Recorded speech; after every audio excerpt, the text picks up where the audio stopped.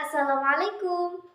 누가 나를 막아도 나의 갈 길을 간다고 인생 한 방이라도 레고 레고 오오오 단 하루를 살아도 후회는 절대로 없다고 한번 뛰어보자고 했죠. Halo teman-teman, bertemu lagi dengan saya Maida Zahra. Apa kabar nih buat kalian? Semoga baik-baik saja ya di masa pandemi saat ini, di era PPKM. Oke, kali ini saya akan membahas tentang model pembelajaran. Nah, saya akan ambil model pembelajaran Safi. Nah, kira-kira teman tahu nggak apa itu model pembelajaran Safi? Tahu tidak? Nah, model pembelajaran Safi merupakan model belajar dengan memaksimalkan penggunaan indera secara penuh. Jadi, pembelajaran ini memanfaatkan 5 indera, yaitu indera penglihatan, pendengaran, perasa, kemudian penciuman, juga raba. Kalau itu 5 indera. Semua indera yang kita miliki lah, katakanlah seperti itu. Nah, Safi ini merupakan akronim dari somatik, auditory, V itu visual, dan I intelektual. Pembelajaran ini menganut aliran kognitif modern yang menyatakan bahwa belajar yang paling baik adalah melibatkan emosi, panca indera, dan menghormati gaya belajar orang lain atau individu lain gitu. Karena tipe-tipe belajar orang lain itu orang-orang itu berbeda-beda, tidak semuanya sama, kata ya seperti itu ya. Nah, dari somatik sendiri, pembelajaran somatik ini memanfaatkan tubuh kita. Kita punya apa saja?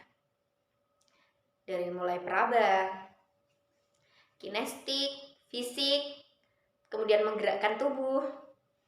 Nah, ini termasuk dalam pembelajaran juga. Selain itu, ada auditory. Nah, auditory ini memanfaatkan indera pendengaran. Jadi, guru menerangkan atau membacakan cerita. Nah, seperti itu. Membacakan cerita, kemudian nanti siswa akan mendengarkan dari cerita yang sudah disampaikan oleh guru. Kemudian ada visual. Visual dari penggambaran. Guru nanti menyediakan gambar atau semisal gambaran dari gurunya. Penjelasan sedikit lah tentang gambaran atau tema. Seperti itu. Selain itu, yang terakhir ada intelektual. Intelektual itu tentang apa teman-teman? Intelektual itu belajar untuk memecahkan masalah. Nah, nantinya siswa ketika sudah mulai pembelajarannya, guru akan memberi tugas. Nah, di situ tugasnya siswa memecahkan masalah yang diberikan oleh guru. Oke.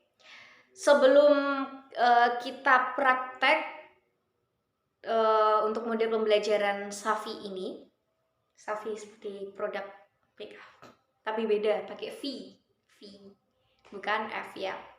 Nah, ada unsur-unsur dari Safi ini sendiri, yaitu ada 4 tadi yang sudah saya sebutkan: semiotik, auditory, visual, dan intelektual. Prinsipnya itu sama dengan gerakan accelerate learning. Gerakan accelerate learning ini prinsipnya itu sama, yaitu yang pertama, pembelajaran melibatkan seluruh tubuh dan pikiran. Kemudian yang kedua, pembelajaran berarti berkreasi, bukan mengkonsumsi. Dan yang ketiga, kerjasama membantu proses pembelajaran.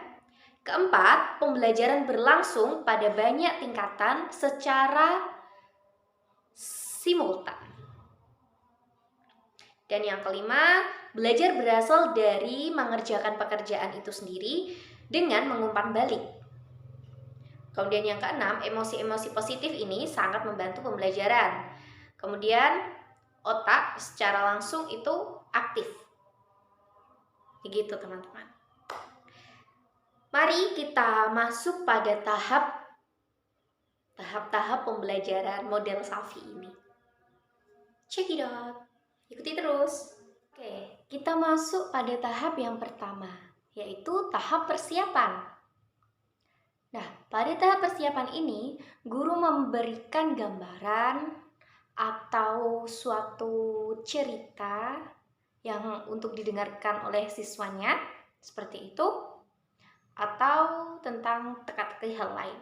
Nah, ini tahap persiapan, penjelasan. Contoh ya, kita meminta anak untuk nonton film. Anak-anak coba kita lihat film ini sebentar, atau teman-teman atau anak-anak bisa lihat gambar ini. Contoh gambar set. Oke.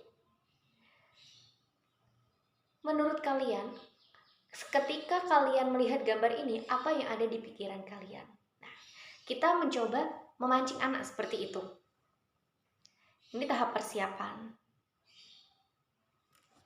Jadi guru itu memberikan suatu gambaran, jadi menjelaskan dari film tersebut sedikit saja, membantu anak-anak untuk menemukan beberapa ide yang muncul di kepala mereka gitu. Contohnya gambar yang tadi. Oke. Gambar yang tadi itu bisa dicontohkan pada anak-anak. Coba teman-teman sekalian, anak-anak sekalian bisa membuat cerita dari gambar yang telah kalian lihat ini. Tolong deskripsikan atau kalian membuat cerita dengan tema yang ada di gambar ini. Kira-kira apa temanya? Tema besarnya apa? Nah, di sini guru bisa menyampaikan hal tersebut seperti itu ya. Ini tahap penyampaian. Ketiga adalah tahap pelatihan. Tahap pelatihan ini guru memberikan tugas kepada siswa untuk membuat suatu cerita. Nah, ini tadi kan materinya tentang cerita ya. Cerita dari ide yang ditemukan oleh siswanya. Jadi nanti guru memberikan tugas dengan membuat cerita atau cerpen lah seperti itu ya. Buatlah cerpen dengan tema yang sudah ditentukan tadi di awal. Menurut pemikiran kalian seperti apa? Menurut apa yang ingin kalian ungkapkan? Ungkapkan saja di cerpen itu, di cerita itu. Seperti itu. Jadi guru menyampaikan hal yang seperti itu, kemudian anak membuat tugasnya. Nah, tugas ini bisa langsung jadi, bisa juga nanti dikumpulkan besok, maksimal dikumpulkan besok pukul sekian begitu ya. Tahap pemilihan hasil, bukan pemilihan hasil, lebih tepatnya hasilnya dan juga evaluasi. Nah, ketika anak-anak sudah mengumpulkan tugas, sudah dikoreksi dan lain sebagainya, nanti guru bisa mengajak anak-anak untuk mengevaluasi dari tugas yang sudah diberikan, dari pelatihan yang sudah dikerjakan. Cerpen dari siswa tersebut nanti kita bisa menjelaskan dari pemilihan diksinya, kemudian susunannya seperti apa, ini hurufnya, tanda bacanya seperti apa, ada yang salah, seharusnya tanda bacanya itu seperti ini ya. Yang diberi tanda petik itu bukan mengatakannya, tetapi yang ini begitu. Nah, ini tahap-tahapannya tadi ya, belum saya tulis.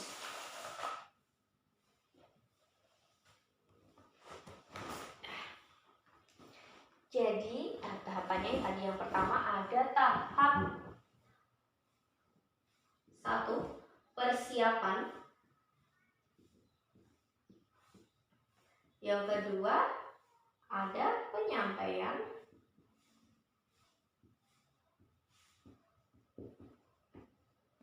yang ketiga ada pelatihan,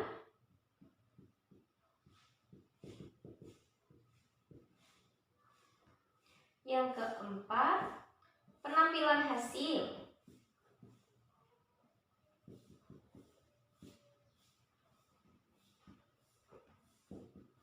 atau evaluasi. Nah, di sini teman-teman bisa lihat ya, mulai tahapan model pembelajaran ini. Untuk kelebihan dari model pembelajaran ini, yang pertama, anak-anak atau siswa bisa menemukan hal baru, pikiran mereka lebih berkembang untuk memecahkan masalah, untuk mencari suatu hal menurut mereka terlebih dahulu. Jadi kalau mereka merasa bingung, oh saya harus kemana dulu ya ini? Saya tahu ini ada ini, ada A, ada B, ada C. Saya harus kemana dulu ya? Yang ke C dulu, apa yang ke D dulu, atau yang ke mana dulu? Nah, di sini siswa akan aktif bertanya di situ. Bu, saya menemukan hal ini, dan ini. A, B, dan C.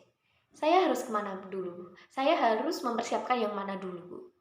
Pasti anak akan lebih aktif untuk bertanya karena menemukan gagasan yang baru di kepala mereka tentunya. Seperti itu. Itu kelebihan dari model pembelajaran ini.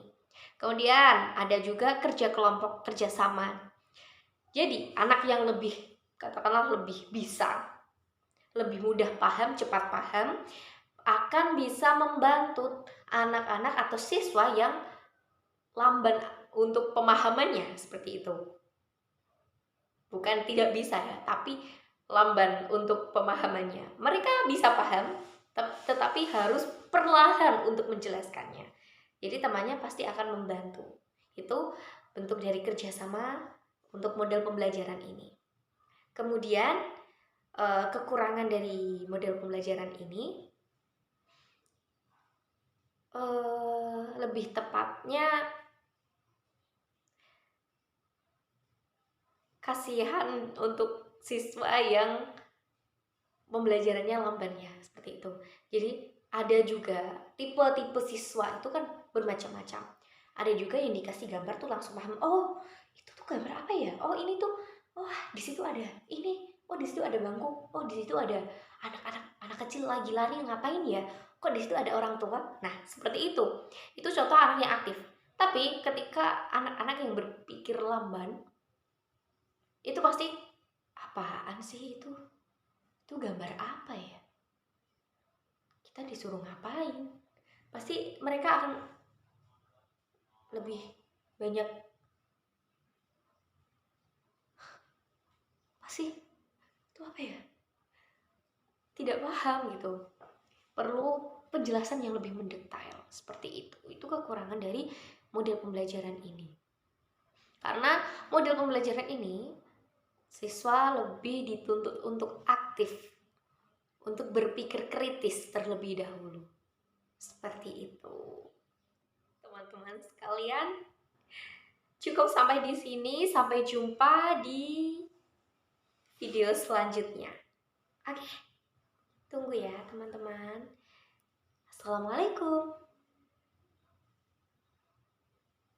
원하는 건 모두 갖췄지 이제는 물려가져야만 만족이 될지 내가 원했던 건 어떻다면 넌 담은 걸 이 다음은 도대체 뭐지 그 다음은 그래 뭘까 관심이 느껴지는 현타 위가 없는 현